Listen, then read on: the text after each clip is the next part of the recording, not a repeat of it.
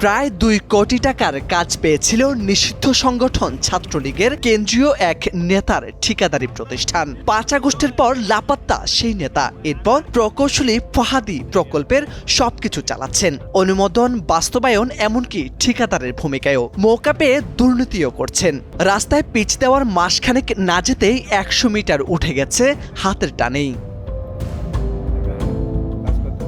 চট্টগ্রামের বাঁশখালীর মাতব্বরপাড়া এলাকায় মাওলানা আশরাফ আলী সড়কের ৬,০০০ মিটারের মধ্যে ৫,০০০ মিটারের কাজ শেষ হয়েছে। এর মধ্যেই হাত দিয়ে পিচ তুলে ফেলছেন স্থানীয়রা। খোঁজ নিয়ে জানা গেছে, প্রকৌশলী ফাহাদের শ্বশুর এলজিইডির আইসিটি বিভাগের তত্ত্বাবধায়ক প্রকৌশলী। ফলে এত বড় দুর্নীতি হওয়ার পরও কেউ তাকে কিছুই বলতে পারেন না। দুর্নীতি করার জন্য রাত্রে আন্ধারে কাজ করে। আর প্রথম দিন ইঞ্জিনিয়ারকে ওখানে ওই ব্রিজের গোড়ায় অনেক বাধা দিছি।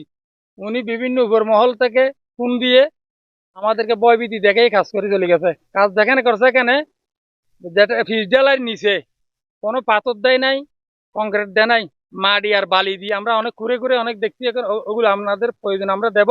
গেল ১৩ মে মধ্যরাতে কার্পেটিং এর কাজ করেছিল ঠিকাদারের লোকজন। অভিযোগ, রাতের আধারে নিম্নমানের সামগ্রী দিয়ে কার্পেটিং করেছে ঠিকাদারের লোকজন। এ নিয়ে স্থানীয়রা প্রতিবাদ জানাতে গেলে ঘটনাস্থলে ছুটে আসেন প্রকৌশলী ফাহাদ। কথা কাটাকাটিতে ক্ষুব্ধ হয়ে ওঠেন জনতা। শুরু হয় হাতাহাতি, মোবাইল ছিনতাই। এরপর পুলিশ ডেকে শাসানো হয় জনতাকে।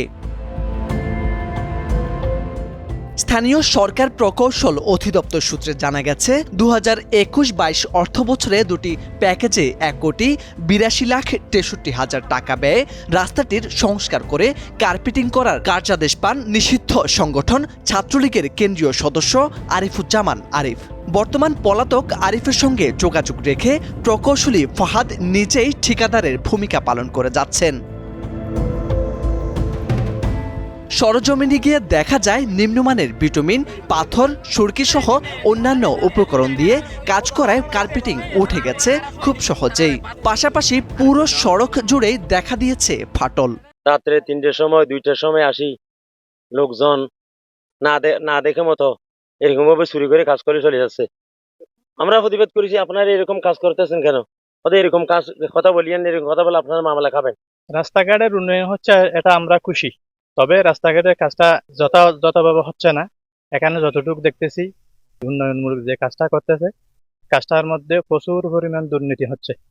এগুলো মালগুলো গাড়ি থেকে পড়ার সময় পুরোটা একটা পাথর হয়ে যায়। এদের থেকে আমরা জানছি কোথায় মিস করতেছে, বিভিন্ন অ্যাঙ্গেলে আমরা জানছি এরা কোথায় মিস করতেছে। এদের অনেক সাইট আছে। অভিযোগ প্রসঙ্গে উপজেলা প্রকৌশলী কাজী ফাহাদ জানান, প্রতিটি কাজেই একটু সমস্যা থাকে। ১০০ ফুটের মতো জায়গায় কাজের মান খারাপ হয়েছে। এখন প্রতিটা কাজে কিছু ত্রুটি বিচ্যুতি থাকে। ১০০ ফিটের মতো জায়গায় একটু কাজের মান খারাপ হয়েছে। তারা আমাকে তাদের প্রথম থেকে একটা চাওয়া ছিল যেন কাজটা তারা দিনের বেলায় করে।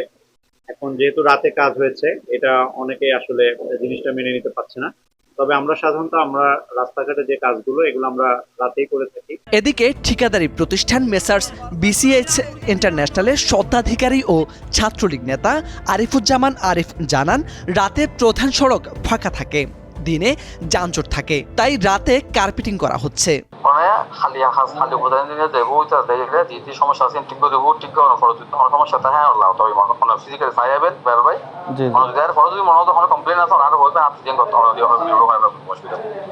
বাঁশখালী উপজেলা নির্বাহী কর্মকর্তা মোহাম্মদ জামশেদুল আলম জানান, কনস্ট্রাকশনের কিছু কাজ রাতে করতে হয়। নখ দিয়ে ঘষা দিলে পিচ ঢালাই উঠে যাওয়ার বিষয়টি দুঃখজনক। এটা তো অভিযোগ করে না, কিছু কাজ ওনাদের কনস্ট্রাকশনের কিছু কাজ রাতে করতে হয়। সেরকম কোনো কিছু যদি করে থাকেন সেটা একই চাপ। আর আপনি যেটা বলতেছেন মানে নখ দিয়ে ঘষা দিলে, নখ দিয়ে ঘষা দেওয়ার তো আসলে কোনো আলাদা করে দরকার বা সুযোগ আমি দেখি না।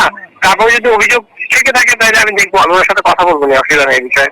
সড়কের উন্নয়নের কাজে এত অনিয়মের তদন্ত হবে তো, নাকি আড়ালেই থেকে যাবে কোটি টাকার দুর্নীতি?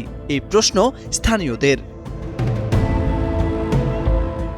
মোর্শেদ আলম, সময়ের আলো।